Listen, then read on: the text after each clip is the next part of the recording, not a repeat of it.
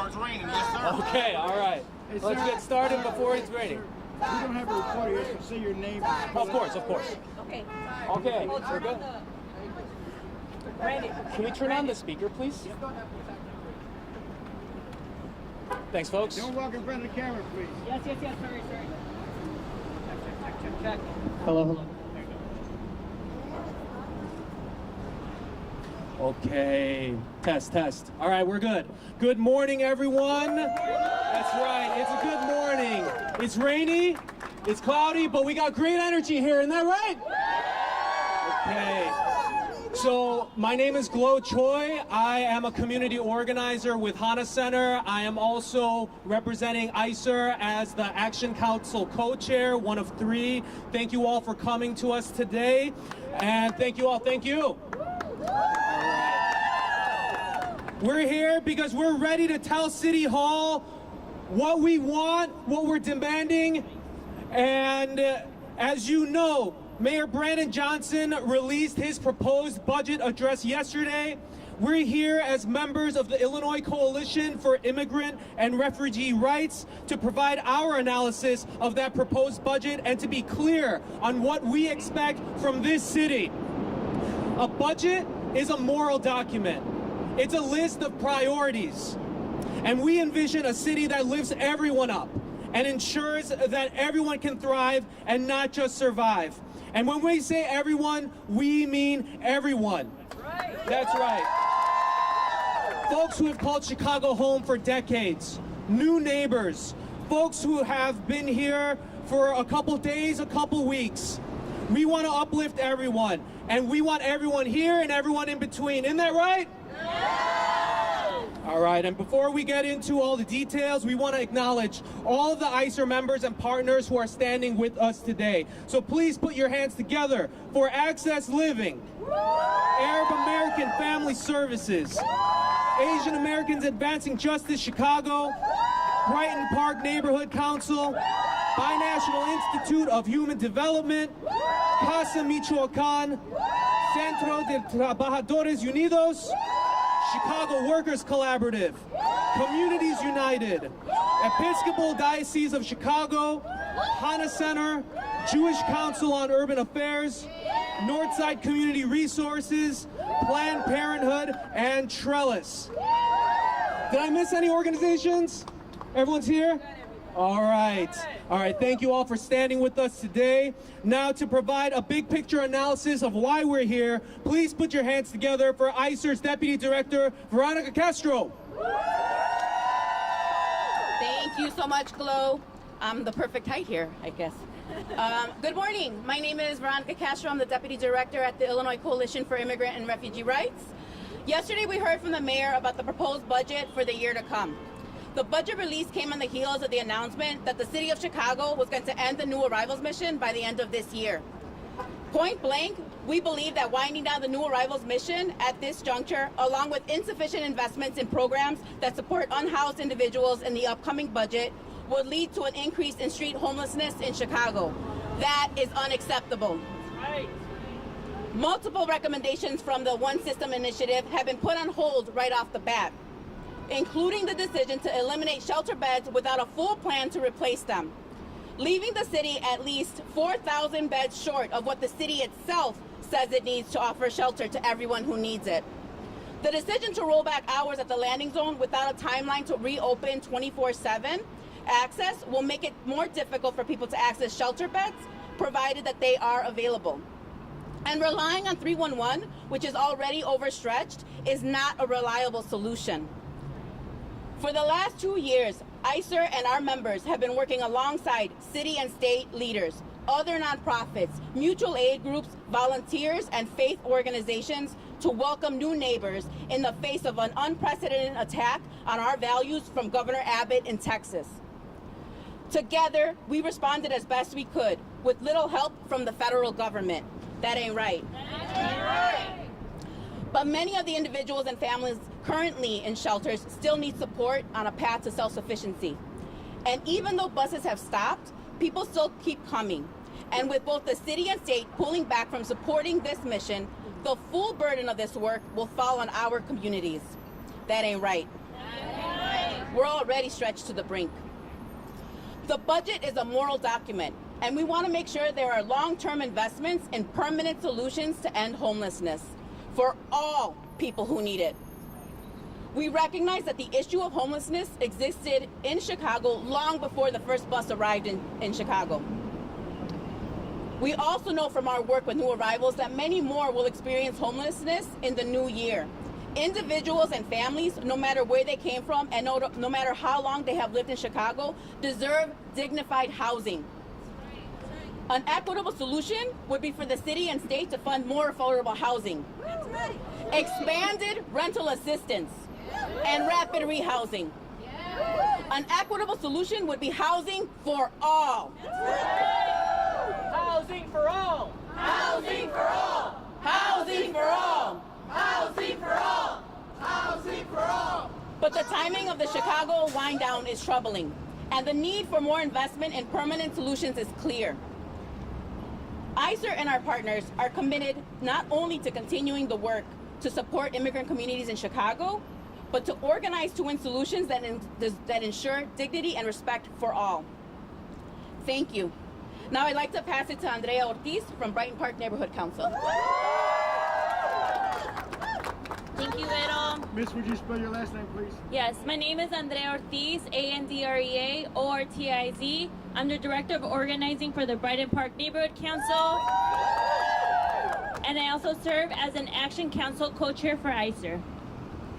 We did an analysis of the proposed budget, and there are some positives and there are some missed opportunities, and that's why we're here today. There are a lot of things, a lot of needs and disinvestments in the city of Chicago. And if all the levels of government were smart, compassionate, bold, courageous, there would be enough resources to meet everyone's needs. We need to remember that as we keep today's focus in mind, today we're focusing on one issue.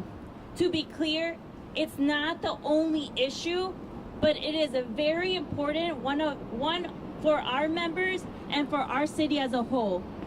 And that is the issue of ensuring that everyone, regardless of their immigration status or how long they have lived in Chicago, has a right to safe and stable housing. That's right. When Governor Abbott decided to play politics with people's lives and test our city, we stepped up to the plate. That resulted in over 40,000 new residents being welcomed into our city. Now, 2 years later, we need to continue to step up and support our communities. But not just for new arrivals, not just for immigrants, but for all Chicagoans. None of us are liberated until all of us are liberated. So, as we stated, a budget is a moral document. And the truth is that the city has the options to increase investments in all unhoused neighbors, regardless of when they arrived. Other levels of government play a role, and we, as ICER, will ensure that accountability goes across all parties, including the state of Illinois. But next month, the city will be voting on the budget within the realm of its control. It could be disingenuous to say that City Hall has exhausted all revenue options, because we know that's not true. We're not only the city of broad shoulders, but we are but what some people don't know is that we are the city with deep pockets. That's right. Like No Cop Academy said, if the city's so broke, where they get that money at? As of 2024, there are 15 Fortune 500 companies and 24 Fortune 1000 companies headquartered in Chicago. These companies total generate $38 billion in annual profit. Say it again. They generate $38 billion in annual profit. So the money is, in fact, within our city limits. City Council just needs to make the choice. They will either choose to collect hundreds of millions from corporations to serve the people of Chicago or not. What do y'all think? Should the city tax the rich? Yeah! Tax the rich! Tax the rich! Tax the rich! Tax the rich! about the hundreds of millions of dollars not being collected by the city a little bit later. But first, we're going to share a few key takeaways from the budget that we have. The mayor's proposal calls for $54 million in tip surplus dollars to be used for the city's needs. $54 million for city's use is a start, and to be clear, if the city doesn't use it, it would just be sitting there while we need funds. But this can go much further. We need deeper analysis of TIF dollars and what's going to be a non-blighted areas of Lincoln Yards and LaSalle Central, to use these funds for people and not developers or corporations. We are glad to see $29 million in investments in the city's rapid rehousing program. This program transitions the city's shelter population into stable housing and rental assistance. All unhoused residents need comprehensive case management and rental assistance until they can be self-sufficient. $29 million is a down payment on the type of solutions we need to investment in our unhoused and shelter residents. We must also remember that the One Shelter merger that was announced to merge shelter services for traditionally unhoused residents and new arrivals is being carried out in a harmful manner to all unhoused Chicagoans. While it is true that the shelter beds are increasing to 6,800, that is well below the need of the residents that require shelters on a nightly basis. The 6,800 falls short of the 11,000 beds the city estimates is needed to not only provide temporary shelter, but to create a pathway to more permanent housing for all shelter residents. No one wants a repeat of what we saw at the police stations throughout the city. No one wants to see people sleeping in tents in the dead of winter with their children. The city has said the shelter system is underfunded by at least $100 million. If we believe that to be true, City Council should be collecting 3 times the amount of new revenue if they choose to on day one of the new city budget. We will discuss this more further, but right now we're hearing a lot of numbers. We need to take a step back and remind ourselves what this is really about, and this is about people. So we're going to take a few minutes to hear from Aura, a shelter resident, who will share her story about what it means for the city to invest in her and her family. Aura.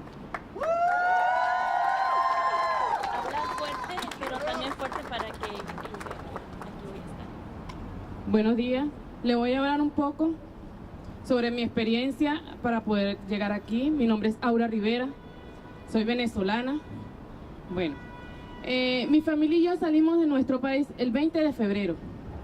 Para nosotros poder llegar a Estados Unidos tuvimos que pasar 7 países, en cuales esos 7 países, tanto Nicaragua como México, fueron los países más fuertes para nosotros poder llegar aquí donde estamos. El motivo por el cual salimos de nuestro país fue porque había una persona desconocida persiguiendo a nuestra hija al momento de ir a la escuela. La situación se puso fuerte cuando este sujeto intentó raptarla. Se puso la denuncia y la policía no hizo nada. Al ver que no hacían nada, tomamos la dura decisión de abandonar el país por la seguridad de mis hijas. Mi niña de 6 años y 14 años, lamentablemente la decisión que se tomó fue muy fuerte. Le doy muchas gracias a esas personas que nos ayudaron en la pista de aterrizaje y nos enviaron para el refugio Inno Chicago. Y estamos muy agradecidos, donde tenemos donde vivir, tenemos una cama para poder dormir y ahora que viene el frío. Muy agradecida al Cherte porque nos ha brindado ese apoyo, esa ayuda a mi familia, con la comida, la ropa y toda asesoría que necesitamos en ese momento. Siempre están presentes para nosotros, nunca se han negado a darnos la colaboración. Es importante que continúen los albergues para las próximas personas que lleguen y tengan donde vivir, tengan un sitio seguro y estable. Gracias porque el Cherte, mi familia, nos sentimos seguros del fuerte trauma que vivimos en nuestro país. Queremos ser residentes de esta gran ciudad Por eso estamos aquí en la búsqueda de un apartamento para vivir con mi familia y tener una seguridad también estable, ya que el shelter nos ha brindado ese gran apoyo que tenemos. Gracias. I'm going to translate. Would you spell her name for us? Aura, A-U-R-A, Rivera, R-I-V-E-R-A. I'm going to do the English translation real quickly. Well, my family and I left our country, Venezuela, on February 20. For us to reach the United States, we had to go through 7 countries that took us 9 months to be able to get to where we are here. The reason why we left our country was because there was an unknown person chasing my daughter at the time of going to school. The situation became strong when the guy attempted to, trigger warning, rape her. The complaint was filed and the police did nothing when they saw that. And when we saw they did nothing, we made the hard decision to leave the country for the safety of my daughter and my family. I thank a lot of these people who helped us on our way here and let us arrive to the shelter. And those in Chicago, we are very grateful because we have a place to live. We have a bed to sleep in, and the cold is coming. Thank you. We're very grateful to the shelter because they have given us the help and support for me and my family with clothes, food, and advice and any procedures or questions that I may have. This is important that the shelters continue for the folks that are still arriving and do not have a place to live and do not deserve to be on the streets. Thank you, because the shelter, my family, and I feel safer after the strong trauma we went through in our country. And up next, I'm going to pass it to Ro from JCOA.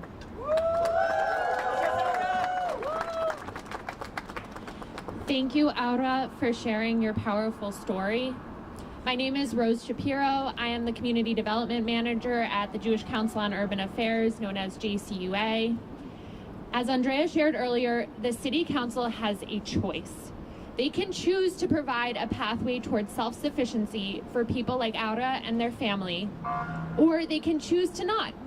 We hear from politicians over and over again that tough choices need to be made. The truth is that these are not tough choices, these are false choices. We are not naive, and we understand that the city has its financial challenges. And truth be told, ICER and its members are not tax experts, but the Action Center on Race and the Economy, also known as ACRE, and the Shriver Center are. And they ran the analysis, so here is what we know. According to the city, we need 11,000 shelter beds to serve all of the unhoused population that needs shelter at a given evening. The proposed budget provides enough funding for 6,800 beds, leaving at least 4,200 people without shelter every night who need it. Right. To be clear, shelter is not a permanent solution, but a place that provides temporary stability to ideally provide wraparound case management and transition to stable housing through rental assistance and other supports. According to ACRE and Shriver, there is at least 3 times the needed amount of revenue being left on the table year after year. This is money the city can collect on its own without any state action or a ballot initiative. So where does that $300 million come from? Well, first, if we reinstated the big business head tax that Mayor Emanuel eliminated in 2011 as a corporate giveaway, that would generate at least $106 million per year. The second, the city jet fuel tax has not been adjusted for inflation since 1986. If we raised it to keep up with inflation, that would produce $96 million a year that could go to airport development and free up funds for housing and other community investments that have long been underfunded. Third, as Andrea mentioned earlier, if the city conducted a deep analysis of TIF dollars that are going to non-blighted areas like Lincoln Yards and LaSalle Central right over there, we could unlock hundreds of millions of dollars that don't need to go to developers and corporations. For example, in 2024, LaSalle Central TIF had $121 million. Do downtown developers need those funds? No, or they should be going to meet the needs of the city's historically disinvested residents. Finally, we can follow the lead of Boston and implement a payment in lieu of taxes program like they have. Through their pilot initiative, the city collected $35 million from wealthy nonprofit institutions that are exempt from property taxes. We believe that if Chicago implemented this, we could collect at least $50 million a year, given Chicago's size as compared to Boston. So these 4 solutions that the city can vote on incorporating in the budget for next year would conservatively generate $300 million in new revenue or more from city corporations that would barely notice. Once again, when we hear that tough choices need to be made, it is only tough if you are choosing to value rich corporations over everyday people that local government has both the ability and the responsibility to care for. So to summarize these 4 solutions in 3 simple words, repeat after me: tax the rich. Tax the rich! Tax the rich! Tax the rich! Tax the rich! Thank you so much, Rose, for that analysis. So, the city has until December 31st to vote on this budget. And the proposal from the mayor is just that. It's a proposal. Nothing is yet set in stone. So now is the time for City Council to build the political courage to do the right thing and put people over corporations. And when we talk about investing in Black communities, in brown communities, in Asian communities, in immigrant communities, and in all communities that have faced disinvestment to defend a system rooted in white supremacy, we now have provided a roadmap for our alders to do the right thing and truly invest in the people.